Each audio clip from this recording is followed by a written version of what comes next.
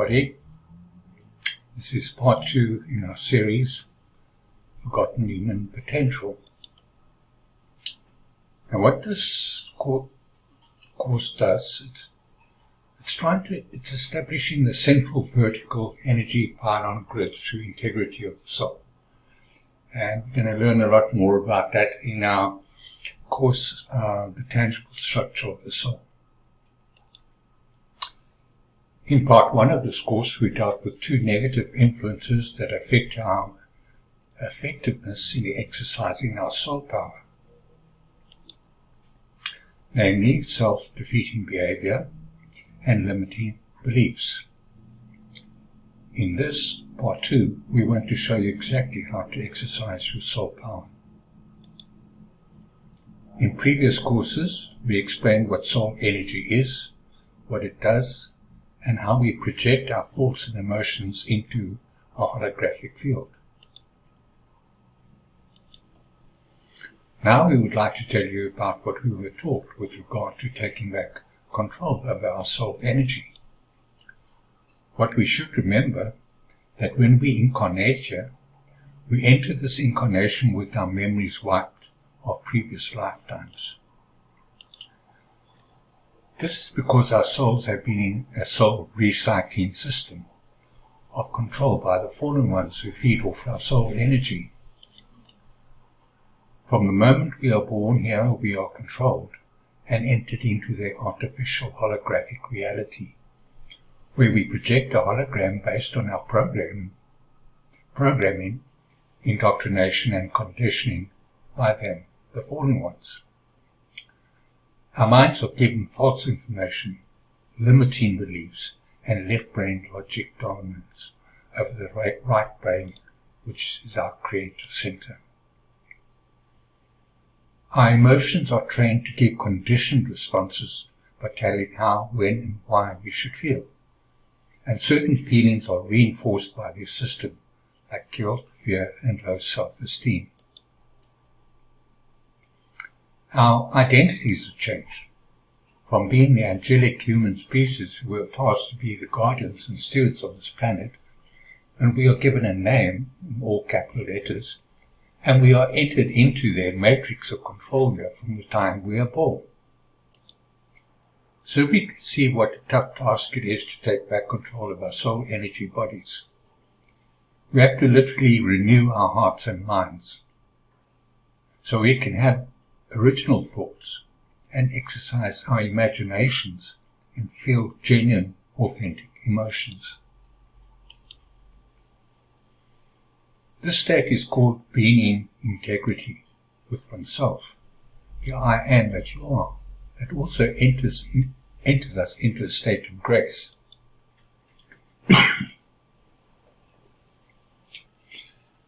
Energetically, how it works is, when we are in full integrity, we set up and establish our central vertical currents so that we re-establish our connection to the universe and to Mother Earth and the Earth's energy grid system called ley lines or grid lines. This leads to a type of toroid energy system that leads to a free flow of energy between the chakra system in the soul body and the physical body. And this is what the energy toroid looks like.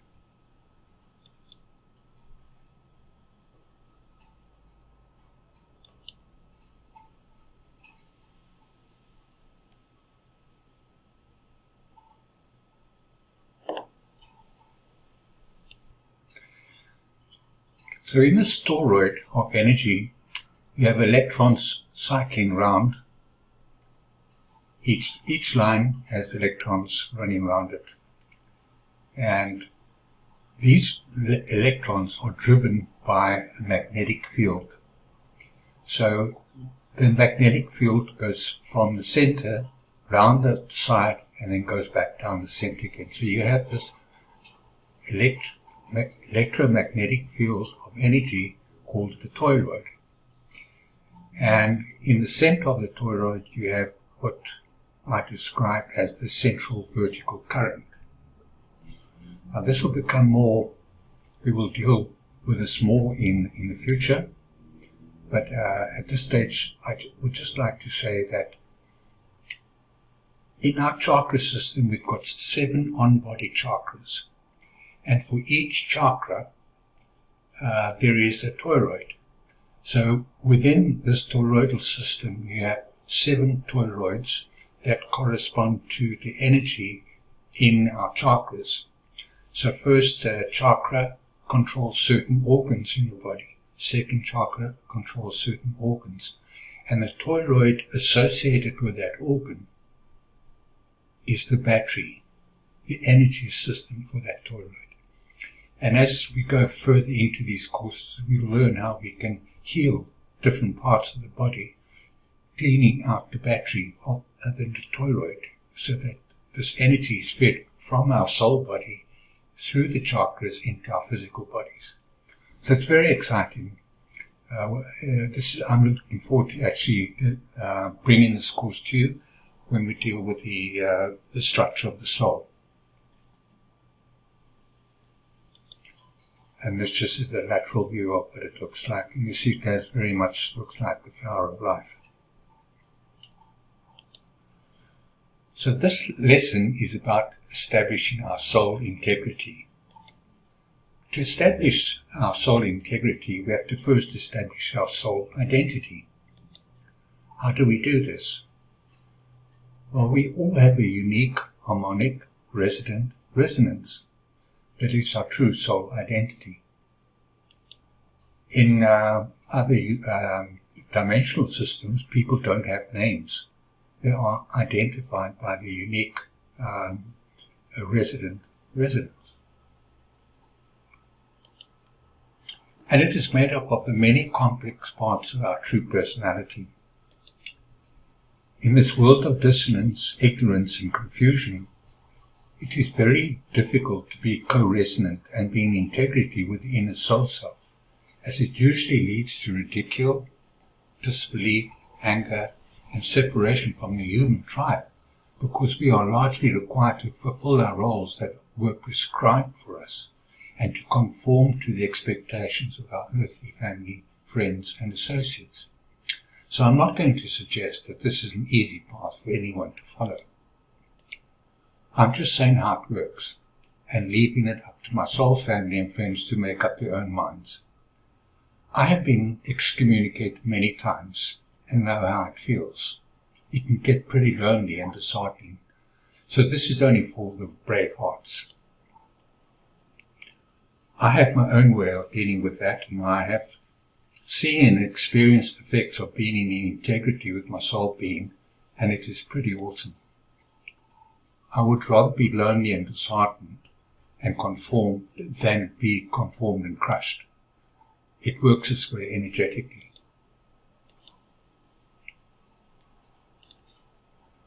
When we incarnate here, we have the soul identity and exchange it for an earth identity that is carefully formed into a slave to serve not oneself or families and friends and our associates, but the dark formers of this identity. So when we are born here as innocent children, we have a different identity, and this identity is changed so that we're no longer the pure innocent person that was born into this earth system. Our incarnate identity when we are born is knowledgeable, it's peace-loving, it's caring, it's observant, inquisitive, conciliatory, and vulnerable. And it's this vulnerability we have to come to terms with. These are the qualities of the newly born that is systematically stripped away. Vulnerability comes from the nature of soul progression and soul evolution. Each soul, as it progresses through soul evolution, will have new experiences. And these new experiences will expose the vulnerabilities of the soul as they exist. And the purpose of this is the refinement of the soul, to knock off the rough edges. When we reach into the depths of our soul being here and examine our thoughts and emotions, words and actions, values and standards and attitudes, and interrogate where they came from and whether they truly represent the true nature of who we are, and change them to conform into our soul identity, we reach a co-resonance within ourselves and the rest of the universe through the universal waves of light and sound, and our soul cries can be heard. So we set up this toroidal structure with a central vertical energy resonating with the universe upward and downward. So we resonate out with the universe and we feed the energy into Mother Earth. The dark forces here have been exploiting our vulnerabilities for decades, but the truth is that our vulnerabilities are more perceived than real.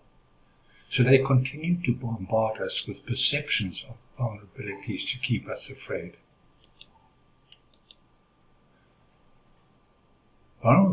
Vulnerability is not how the universe exploits us.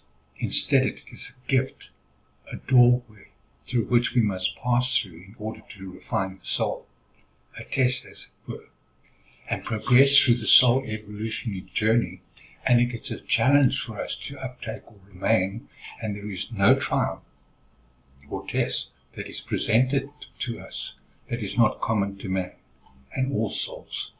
But God, or the universe, is faithful and just and will always provide a way to endure it so that we may be able to bear it. This is important to know. That is the way it is meant to work in the universe. We are afraid of the dark, heights, snakes, spiders, disease, hunger, rejection, being burnt, being cold, war and chaos, terrorist attacks, guns, buses, sickness, bacteria, viruses, and a huge other number of things that we are afraid of. Some are even afraid of birds and plants and sunlight. Our fears here seem to have no end, but our fears are largely irrational, and we seldom experience the thing we fear. How many of the things you fear did you experience today? On this planet, men are more vulnerable to their vulnerabilities because to show their vulnerability is perceived as a sign of weakness, so they hide them and hide behind the facade of invulnerability. Women, on the other hand, are more accustomed and aware of their vulnerability from birth. They are impregnated with the idea of vulnerability and carry their vulnerabilities with them all their lives, and are more accustomed to their emotion of being vulnerable. That is why the dark forces here enforce the notion of vulnerability, so that they can exploit our God-given vulnerability, not for our progression in evolution, but rather to control us. We are continuously fed a diet of fear and lies through the media. They stage massive destructive events, wars, terrorist attacks, 911s, red flags. They feed us destructive pharmaceuticals and vaccines that kill us rather than heal us, tell us lies through education and religion. They thoroughly exploit our vulnerability, and we either deny it or fear it. If we can get back to the understanding that we are eternal soul beings, indestructible, having a three-dimensional experience in a universally created reality, if we can get back to that, what a difference it's going to make in our lives. If we can reach back down into our own soul integrity and authenticity of who we really are and learn the ways of the universe rather than the ways of the fallen ones, we may be able to yank ourselves out of the cesspit here and continue on our soul's journey uninterrupted, not interfered with, and victorious over an enemy so diabolical our hearts and minds could not even conceive of. It is largely our ignorance, not our weakness, that are exploited here. So if we want to return to our natural state selves, we have to reconstruct truth, and that truth lies within all of us. In our soul being, we just have to go find it. And if one observes nature and one's natural inclinations and personality, is not so far from one. We just have to resist all the lies here. Over the years I've met many great men and women of integrity, of all religions, Christian, Muslim, Hindu, Buddhist, Jews, Taoists, and also atheists. I figured that integrity doesn't come from religious persuasion or philosophy, but rather it comes from the soul of the soul being that inhabits that soul personality, and their consistent good works and attitudes is what gives them their integrity. In the hearts of all of us there is a persistent resonant tone, and it matters not what our religious persuasion or philosophy might be, but it's incumbent on us to supersede our own biases and prejudices and be who we really are. There was one thing that was common among all those people of high integrity that I'd met, and that was the values that they held. The way back to integrity is not through religion or philosophy, but to be co-resonant with the values that we intrinsically and intuitively know to be the expression of our soul being, and to enact those among each other. If we are able to come to the realization that we are primarily a soul being, and that the physical construct that we experience our reality in is just a hologram, we have graduated ourselves out of the very entertaining movie we are watching and into the reality of how the universe works. This is no mean achievement, so we should congratulate ourselves and give ourselves some credit for being so perceptive. The first thing a graduate has to do is reclaim their soul being and own it and never let it go. That means leaving our seat in the cinema where we are watching our entertaining movie and then walking the stairs to the projection room and changing the reel, so that we no longer just project somebody else's movie, but produce our own movie. We should be the writer, author, producer, director, choreographer, stage manager, background manager, gaffer, grip, musical director, and editor of our own movie of our lives. The second thing a soul being has to do is to take responsibility. Responsibility is the ability to respond, which ability we intrinsically hold in our energetic soul fields of energy. We are not able to use this intrinsic energy because of our conditioning. We have become conditioned beings, not responsible beings. We have forgotten how to respond spontaneously and naturally.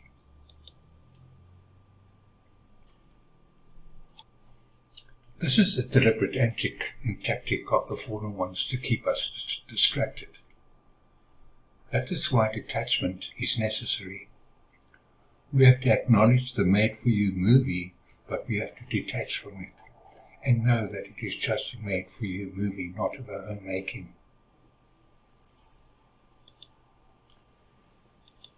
This is the most difficult thing to accept and master, detached engagement.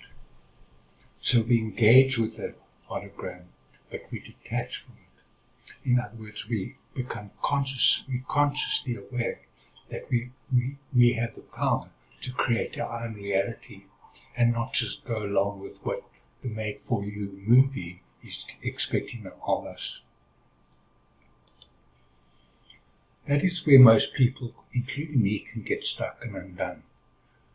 Detaching from the current reality system is very difficult, and that is why we have to get out of our seat of comfort, turn our backs on the current movie, and make our own. That is the start of taking responsibility for our soul being, and that is turning our backs on the made-for-you movie and owning and making our own reality. Can we do it? Sure we can. We can do it together. We just have to be able to see beyond the lies we have been told. Most of us know how to make our presence felt in our 3D reality and to get the attention of others. But how do we get the attention of the universe and make our presence felt in the universe and affecting our 3D experiences. It kind of works like this. We are essentially energy beings, a plasma field of highly charged electrical and magnetic particles that provide us with an experience in a 3D holographic reality. These electrically charged particles in our plasma fields around our bodies express themselves or manifest themselves in our 3D reality through the information carried by those highly charged electrical particles as thought forms. So the highly charged electric particles express themselves and manifest in our 3D reality as thought forms. Likewise, negatively charged particles in our plasma fields around our bodies express themselves or manifest themselves in our 3D reality through the information carried by those highly charged magnetic particles, and they are expressed as emotions. When these electric thought forms and magnetic emotions are in balance with each other, they spiral coherently around each other in counter-rotation. When they are not in balance with each other, they would wobble around each other until they collapse. This is known as collapsing the wave. Essentially, when the thought waves are not in coherence with our emotions, it results in both waves collapsing. Thus, our intentions collapse when not in coherence with our emotions. This is another form of self-sabotage. So if we have a predominance of either thought or emotion, we create wobbling vortices that lose their energy, and we become incoherent to the universe. So our cries for help and petitions to the universe are not conveyed or heard by the universe.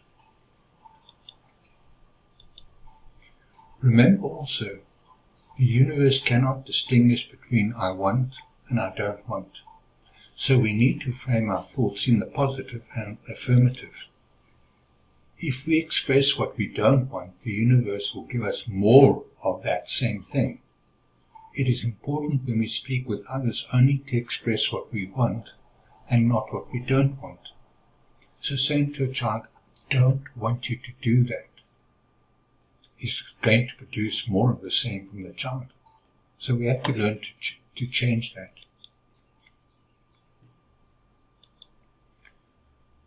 To achieve integrity of the soul, we have to take back control of our thoughts and emotions, aspire to higher values and standards, hold attitudes of mastery, and stop self-sabotaging ourselves. For those who wish to make a declaration of revocation of all prior soul contracts, you will receive a copy of a revocation agreement.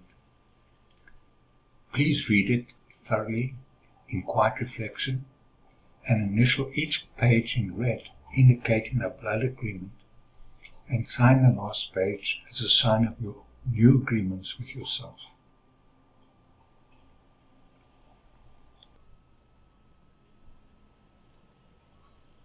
Thank you for watching, and I hope you begin to understand the importance of running the energy in your soul body to create a better hologram. Once you get that central vertical energy consistently right, you are then able to communicate your thoughts and emotions to the universe, and the universe is able to feedback thoughts and emotions into you so that you produce a different hologram. So thank you for watching, and God bless you.